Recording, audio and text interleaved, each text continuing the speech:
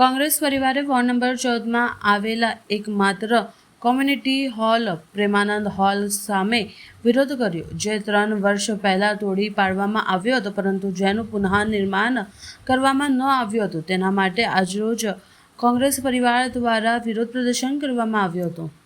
આ ward number 14નો વિસ્તાર કે જ્યાં છેલ્લા ઘણા સમયથી એક હતું શાસન ભાજપ સરકારનું છે, છતાં પણ વોર્ડ નંબર 14ને ક્યાંક ને ક્યાંક અન્યાય થતો તમે જોઈ શકો છો। વોર્ડ સૌથી વધુ વેરો વડોદરામાં વોર્ડ નંબર 14ના લોકો ભરે, પરંતુ એક પાર્ટી પ્લોટ કે કોમ્યુનિટી હોલના નામે એક શૂન્ય મીંડું વોર્ડ નંબર 14માં એક પણ પાર્ટી પ્લોટ નથી। આ સરકાર દ્વારા એક હતું શાસન હોવા છતાં પણ પાર્ટી પ્લોટના નામે અન્યાય કરવામાં આવ્યો છે। વોર્ડ નંબર 14માં એવા લોકો રહે છે જે મધ્યમ પરિવારના લોકો છે, જે પોતાના દીકરા દીકરીને લગ્ન કરવું હોય તો મોંઘાદાટ પાર્ટી પ્લોટ એ લોકોને ભાડે લેવા પડે છે, જે પાર્ટી પ્લોટનું ભાડું 2, 2.5 લાખ, 3 લાખ ને 5 લાખનું હોઈ શકે છે, જેના કારણે લોકોને લોન લઈને પોતાના લગ્ન પ્રસંગ પતાવવા પડે છે।